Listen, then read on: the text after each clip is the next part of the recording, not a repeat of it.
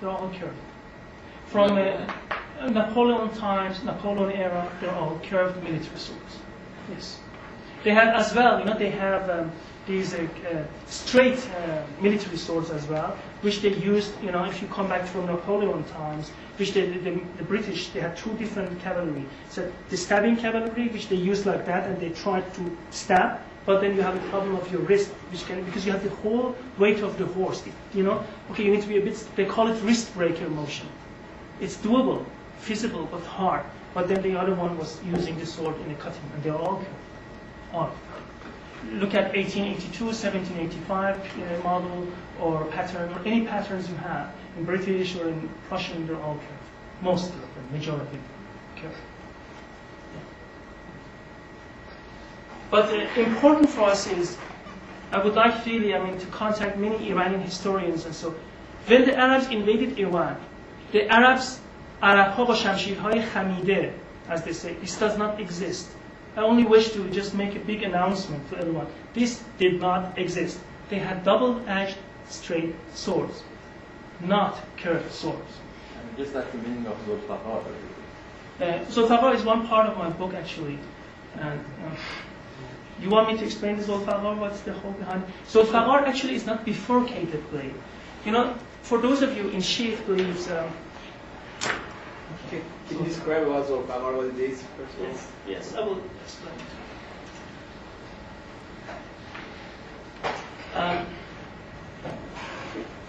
Zulfaghar is a sword which is attributed to Ali. Ali is the fourth caliph of the Sunnis and the first imam of the Shiites. So it depends if you are Shiite or if you are Sunnite. But you see on many Safavid period shamshirs, swords, it says, La fata illa Ali, la sayf illa Zulfaghar. A statement. There is no sword but, there is no young, brave man but Ali, there is no sword but Zulfaghar. Zulfaghar is the sword which is in hadith, in chronicles attributed to Ali.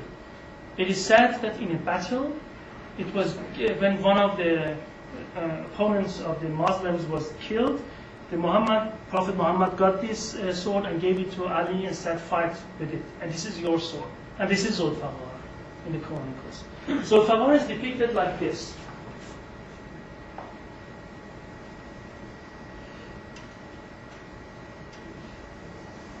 Okay, I'm just exact. It's two. Like this. Okay. You see, fact is that the tip of it is bifurcated. Two tips. Okay. This is said that it is Zulfaghar, and it is always depicted curved, right? Okay. If you check into the lexicon of the Khuda is the first man who very carefully stated Zulfaghar was not curved and Zulfaghar was not bifurcated. Zulfaghar. Yeah. So that was the reason I said. Yeah. And Zulfaghar means the owner of spine. The Khuda said it, and no one listened to poor the Khuda back then, but it's okay. What does it mean, the owner of spine? The owner of spine means, if you go to the Arab chronicles, if you have a double-edged sword,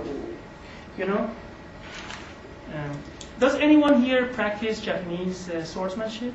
No? Okay. Imagine you have a katana, curved Japanese sword. You have an edge, the back of it, there is no edge.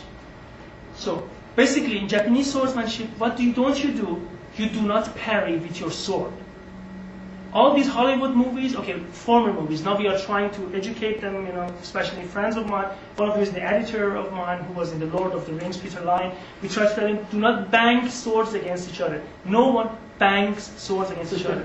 This is simply not done, okay? But the Hollywood directors always want to bang and all these things. No one bangs. No swordsman ever bangs. Why don't you bang? Because your intention when you fight is not to bang your sword against his sword, because that's what you did when you were 5-year-old, because you're having fun. So it's not having fun, is to, unfortunately I have to say, is what? You know what? Yeah, to send him to some place else. And If you want to do that, so why do you need to bang your sword? If you want it, then it's very simple. I've mentioned it to you. You just step back, you just go back, and it's gone.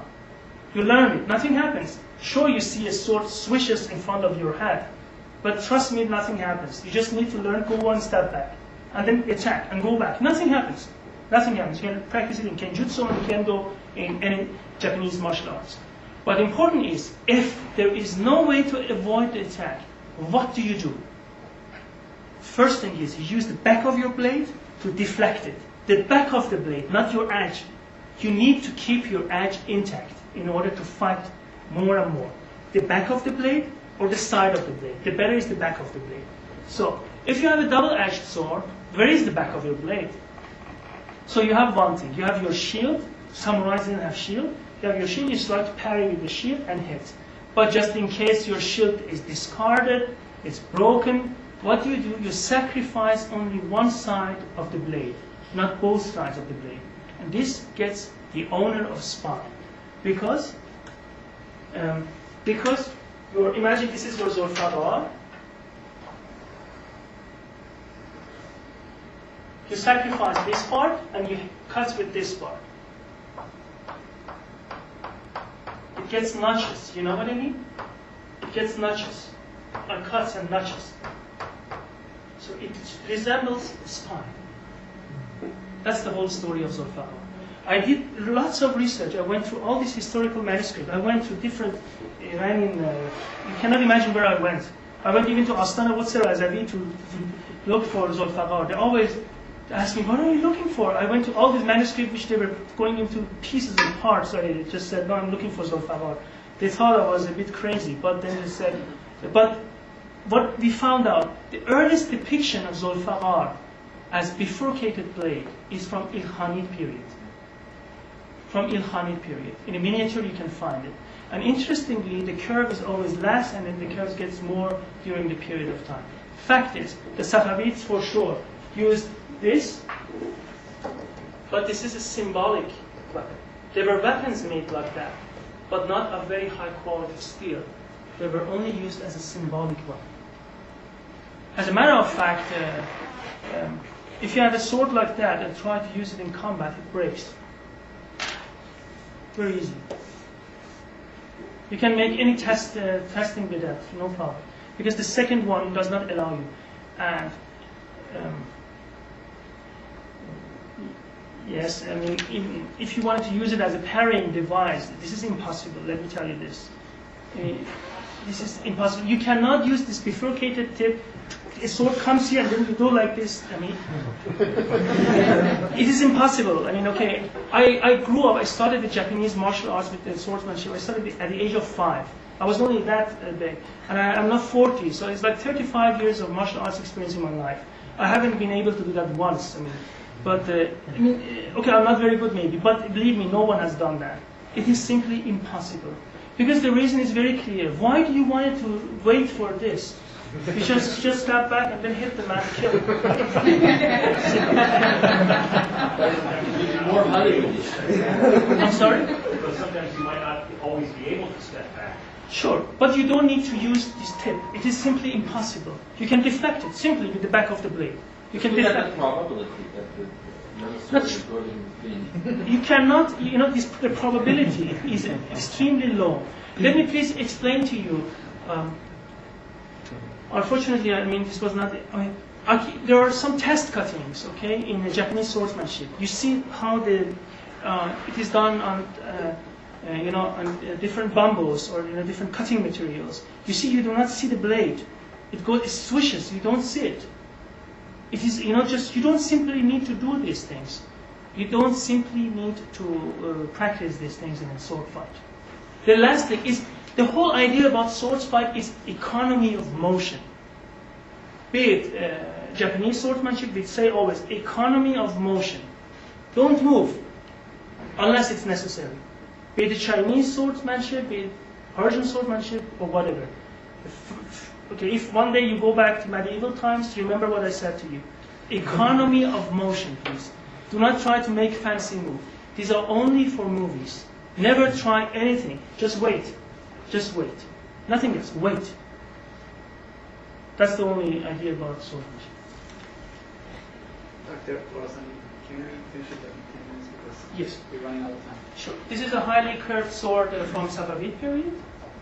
You see that? Now, the watered steel is made of this crucible. Unfortunately, we cannot go through it. During the Safavid period, I can explain in detail to you what it means. But look what happens. The surface of the blade of Safavid or Timurid or whatever it is. The surface of the blade looks like that. Look at the beauty of the art. The whole surface looks like this. If you have, and then when you try to move it, it moves like water. It is as if you have water in your hand. It's magic, ladies and gentlemen. And for this, during Safavid period, fulad johardar, as they call it, water blade, was considered a holy element. It was double as expensive as gold in weight. Look at this. You see this pattern here? You see? You see these are some lines? This is called Prophet Muhammad's ladder. This is the most expensive fulad johard or water steel you can find. This is the rose pattern. You see? Each pattern has its name, and there were 24 different patterns. And now imagine, if I want to paint, I can control it. Here, you control it with hammer. That's the whole art about that. The whole surface looks like that. It is not like a piece of steel, this machine-made, which are useless. This looks like this. Look at this, please. Okay, this is pattern valid. Unfortunately, we cannot go through that. You see, this is fulad johardar, watered steel. It's so hard. If you want, they carved in. You see up there, Bande Shah Velayat Abbas, Bande Shah Velayat Hussein in gold. It is so hard. If you have a piece of watered steel, you want to make a small scratch, it is impossible. You know what they did? If you want to know how it is to make this calligraphy, to read this writing, get a pen, write your name with a hammer on a piece of paper. If you can do that so well, you don't need to do it on steel. Then you understand what these men did. That's the art. That's the art of arms and armor. You cannot, I repeat, make a hole on that with a hammer. It's so hard. They wrote their names, they hammered their names on that. Or, Bande Shah Velayat Abbas. I'm the representative of Shah Velayat, which means Ali on this earth, Abbas. Write your name, get a pen, write your name, hammer it on a piece of paper. Try it. On a piece of paper, not on steel. These are gold inlay.